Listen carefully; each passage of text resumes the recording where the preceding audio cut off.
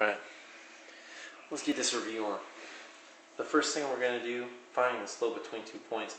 This is just change in y over change in x. Doesn't matter which point you pick first as long as you have the same point. Example, I started at 15 for my y, ended at 10, start at 10 and 15, not important. Negative 9 minus negative 13. So the difference between my y's, the difference between my x's. I have 5 and then 4, and that's it. This means I went 5 up, I went 4 over from point to point. That is my slope. My second one, you'll notice real fast, the y's are not changing. If the y's are not changing, you have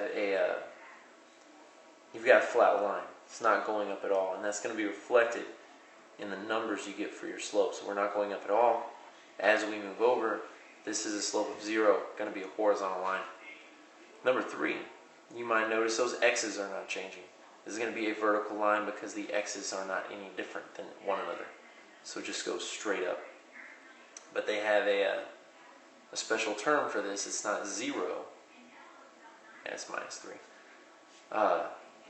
Gracious, 3 minus 3. It's not 0. This is the one that's undefined. The bottom is going to look like that, 3 minus 3. Number 4, I've got negative 14 minus a negative 9. We've got 1 minus negative 4. This is going to give us negative 14 plus 9, or negative 5, over 1 plus 4, positive 5. I'm going to write it as a fraction, negative 1 over 1. You do not have to, but I always like to write that slope as fraction. Now, these next two down here, they're asking you to explain what your slope and your y-intercept mean. Now, on the first one, it's easy enough. We've got a distance, we've got time. We want to know how far we went. So I'm just picking those two distances and how long it took us to go that far. And we got 3 minus 1. So we went 60 miles in 2 hours, or 30 miles an hour. That is our slope. That is how our chart is changing. The y-intercept is where x is 0. Remember, this is x is 0. Taking a look, if x is time, we want to know how far we were away from the beginning right at the start. If we're going 30 miles an hour and we were 250 miles away after 1 hour, we were 220 miles away at the start. And that's what this the y-intercept is going to mean. At time 0, how far away were you? We were 220 miles, or 30 miles closer than after 1 hour. The pizza is going to be the same thing. We want to know how much these pizzas cost. That's going to be our rate of change. So I know that there was a $24 change when I went up by 2 pizzas. That's going to mean it was $12 a pizza. Now, you'll notice this is not 1 times 12, 3 times 12, 4 times 12. There's something else in there. If I take the cost of the pizza away and I have 0 pizzas, there's still $3 in there. And that's going to be a $3 fee of some kind, whether it's a delivery fee or perhaps tax or something like that. There's an additional $3 fee that is not taken up by that $12 a pizza. You've got slopes that you're going to find from graphs. This is no different. You can go in there. This is negative 3, positive 1. This is 2, positive 3, and you can execute that slope formula. If it's on a graph, I think it's just as fast to count. So we're going 2 up. We're going 5 over. Is that 5? Yeah, that's 5. That's my slope, 2 over 5. And it can be that fast. This one is 4 up, 4 over. That will reduce to 1 over 1. This one is, what's that going to be? We're going to go down first. 6 down, 3 over. So I went down 6, over 3. That'll reduce down to negative 2 over 1. We don't have to use the slope formula because we can count off the grid. They're going to ask you for a couple of different styles of slope. Positive slope, anything where you're increasing. So saving money over time. That's going to give you a positive slope. A negative slope might be spending money over time. And if you think about it, as you save, your money goes up. If you spend, your money goes down. Slope of 0, burying your money over time. It's gonna, you bury that 20 bucks, it's gonna stay 20 bucks until you pull it back up. Undefined slope, we'll get the little x equal to here, and I'll make it a color so it stands out.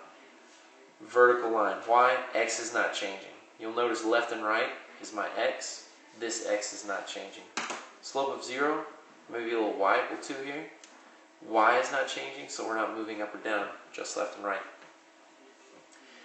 X-intercept, y-intercept. Remember that these answers are points. It's a specific part of the graph, and you need to indicate that when you do your answer. So for your x-intercept, you know for a fact that y is going to be 0. When you go through and solve this, that's what you want to do. You'll find the value of x. Now remember, 10 is not your whole answer. 10 is simply the value of x. The rest of your answer indicates is the value of x when y is 0. When you go in and find your y-intercept, you know the value of x is equal to 0. And you'll go through and execute that process. When you write your answer, you need to represent the fact that you know x is 0. When you write it, you give me that point. This one, same problem. You'll get 3x plus 12. If you're doing the x-intercept, you'll know y is 0. You'll go in there and solve it out. Looks real nice. Again, make sure it's a point. You want to represent it as a point to indicate that you know when you are getting that value on the graph. When you do your y-intercept, same thing. You're going to drop a 0 in for x, solve for y. You will get a fractional value. Reduce that bad boy if you can, or reduce to 5 over 4. And again, 5 over 4 is not your answer. It is part of your answer. You're doing just fine. Moving right along. We have a group of chemistry students that find themselves having a problem with some TNT. That's a sad day. They're going to evacuate the chemistry lab, and we've got this equation. Now, important, when we do x, y, intercept, and slope, and we're going to explain what these things mean, it's important to remember what those variables stand for. The y's are students, and the x is the number of seconds. So first, let's go for the slope. It's easily identified. We've got that -4. What does that -4 over 1 mean? Well, if y is the number of students and x is the number of seconds, every second we're losing 4 students. They must be evacuating for the lab. So we're going to say that 4 students per second evacuate, which is pretty good. That's pretty good evacuation. Next, your x and y intercept. When I do my x-intercept, y is 0. And so I've got a 0 in for here. I'm going to solve for x real fast, and I'll get x is equal to 8. Now, 8, 0 is our answer, but it's not an explanation. What does that 8, 0 mean? Remembering that x is time, it says 8 seconds, 0 students remaining. What does that mean? After 8 seconds, they've evacuated. Alright? That's what we're doing. The y-intercept, a little different. You want x to be 0, so y is equal to 32 minus 4 times x, which is 0 in this case. And you'll get 0, 32. What does this mean? 0 is my x, 32 is my y, 0 is seconds, 32 is students. At time 0, when they first started evacuating, there were 32 students in the lab. And that's what I'm going to say.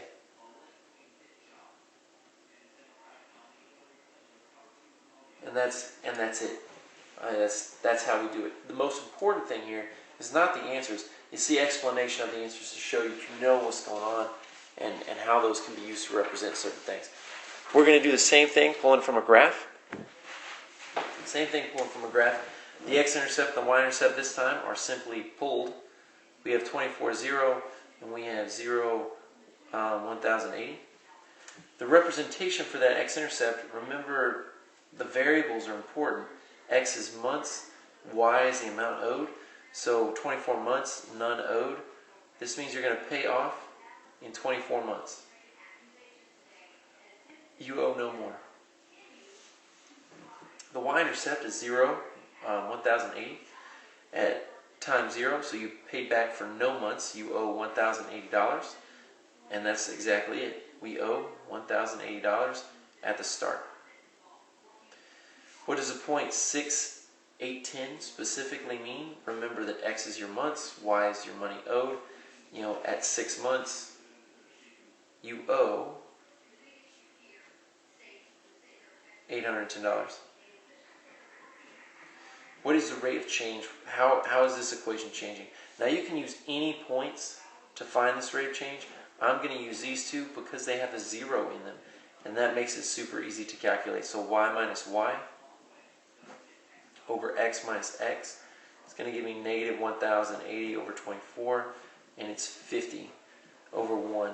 50 over 1 is my numeric answer, but that's not what this means. We're going to write down what does that mean. It means we are paying back $50 a month. And this is the answer we're looking for. What does that rate of change mean? Graphing equations. Remember, when you graph equations, you're going to want to make sure, got a little shaky there. We're going to want to make sure that we solve for y first, if at all possible. Solve for y first. The first thing we're going to do here, release the y from the parentheses using distribution. Both sides of my equation have this 3x, so I'm going to cancel that out. I'm going to subtract the y to the other side. And then I'm going to divide everything by negative 1. So I have negative y equals 7, y equals negative 1. Or no, y equals negative 7, rather. Anyway, y is constant at negative 7. That's going to be a horizontal line right here. You want to kind of look at your line. Does that make sense? Absolutely it does. If y is not changing, we're not going up or down. Flat line. The next one, again, trying to solve for y. Get my mx plus b form if I can. Both sides have that 2y. It's going to cancel right out. I'm going to pull the 3x from both sides. I'm going to get 3x is equal to 3. X is equal to positive 1. There is no y here. And if there is no y, the only thing that matters is x needs to be positive 1. It's going to be a vertical line coming through positive 1, looking just like that. And does it make sense? Absolutely. X is not changing. We can't go left and right, meaning the only direction we can go is up and down. For 23 and 24, again, same process. We want y by itself. So we're going to pull that 2x from both sides. Negative y is equal to negative 2x plus 2. Divide everything by negative 1. Y is equal to 2x plus 1. Or 1x. Yeah, 1x. No, I'm dividing by 1. Gracious. So y is equal to 2x minus 2. There we go. Much better. Negative 2 is our b value. It's all by itself. Remember, we're pulling these from y equal mx plus b. 2 is our slope. And so I've got negative 2 for my intercept and then positive 2 for my slope. And it's going to look just like this. Slap a couple arrows on it, make it look real nice. 24, same problem. Different numbers. We're going to subtract the 3x from both sides. You'll notice I get that x right by the equal sign, so it stays in mx plus b form. I'm going to pull a 3 off. It doesn't go evenly into my slope, but that doesn't bother me too much. It's going to be a fraction, which is fair to use on a slope. My starting value is positive 4, and my slope is negative 5 over 3, which means I'm going to go down 5 over 3 units. Down 5 over 3 units. Counting, counting, counting. Boom. There we go. That line looks real nice. Always solve for that mx plus b if we can. Write the equation in mx plus b form. I'm going to give you a slope or a way to find it, and I'm going to give you a y-intercept or a way to find it for right now. It's going to get a little more exciting when we don't do that. But for this particular assessment, that's all we need. We need to remember that y equals mx plus b form. And that's 5. On this one, we don't have the slope, but I can calculate it. And then need to identify this is x equals 0, y equals 5, or the y-intercept. So I'll have y is equal to negative x, and then slap a plus 5 on it for that y-intercept. This one, identify that y-intercept as negative 2. My slope is up 2 over 1. And y equals mx plus b. The second one, my slope is positive 2, or my intercept is positive 2 rather. My slope is down 2 over 3. Slap an x on that, so slope, I'm going to rewrite this whole thing, negative 2 over 3 x plus 2. That's going to be equal to y. And this one, these two you can just count, pull them straight off the grid. Next page. Linear inequalities. These aren't so bad. They're really they're really exactly the same as graph and regular lines, just have a little shading. Plus 3 is my intercept. My slope is 1 over 2, so up 1 over 2. This line is included in the solution set, so it's going to be solid. You'll notice we have that equal sign, so it's going to be a solid line, because you can be on the line and still be true. And then y needs to be more than or above the line as well. So as a casual example, a good value for this, a value that works right here, is in the shaded region at 0, 4. A value that does not work, how about 0, 0? That does not work for this equation. The next one, intercept of -1, it's already set up for us. Slope positive 4 over 1.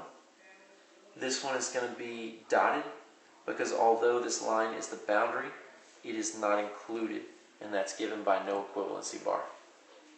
I want to be less than this line, so I'll shade below it, down. Don't think left and right, think up and down from the line. Less than, more than, that's where that shaded region goes. A point that is a solution, a point that would be in there. How about 7, 0? That works out real well. One that would not be a solution. How about -7, 0? Not in the shaded region, not in the solution. 31 and 32. They are not solved for y yet, so I'm gonna hit that up. We're gonna subtract 6x from both sides. I've got -y is equal to, or is less than rather, -6x minus 1 plus 1. Divide everything by -1, and I'll get y is greater than 6x minus 1. Intercept right there at -1. Slope positive 1 over 6, or 6 over 1. Dotted line, because there's no equivalency bar. And then y needs to be more than this line, so we would shade above. And again, what does that shading mean? All of these points are going to be valid solutions for this line. And I'll give you two good ones. The first one, we'll go deep into the shaded region. We'll go -5, positive 1. This is a good point. A bad point would be anything on the line or below. So, 0, -1.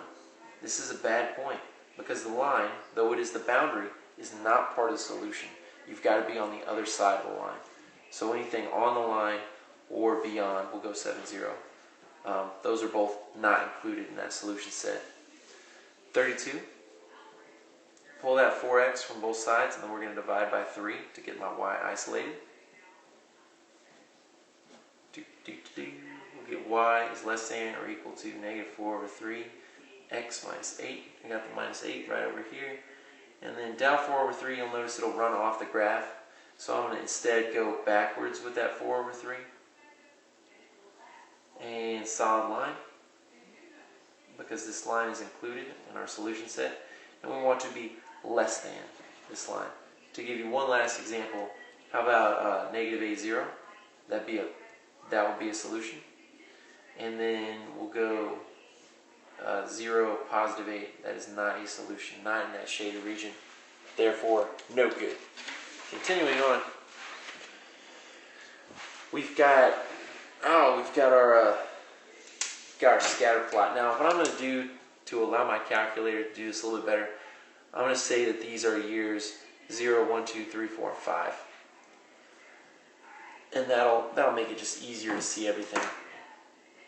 Turning this bad boy on. If you haven't seen this before, and we'll show you this on Thursday, we go to Stat, and we're going to edit our lists. They should be blank. 0, 1, 2, 3, 4, and 5. I'm just pressing enter after each one of these. And then I have my number of endangered plants. So that's going to be 553, 567, 581, 592, doodle-a-doodle-a-doo, and then 599. Oh, I missed my doodle-a-doodle-a-doo here. There we go. At this point, I'm going to take and adjust my window. When I draw this grid, we got 0, 1, 2, 3, 4, and 5. And I'm going to need to hit in the 500s, but I don't want them all tight. So I'm going to do the little line that says, hey, I'm skipping a whole bunch of numbers. And we're going to go 550, 560, 570, 580, 590, and 600. And then I can take and go back and do my points. So at year 0 in 1997, I was at 553. I'm going to make these points red so you can see them. 553. At year 1, 567. Year 2, 581. Year 3, 592. 595. And then 599. So you'll notice we have a nice positive trend somewhere like this. Write the equation of the line using regression. So I've got all my data into the calculator. I don't think you can see that real well. Let's see if I can get it to focus on it. There we go. So I've got the data in my calculator. I'm going to take and press the stat button again. And this time I want to calculate. We're using linear regression because you'll notice my points make a line. So linear regression.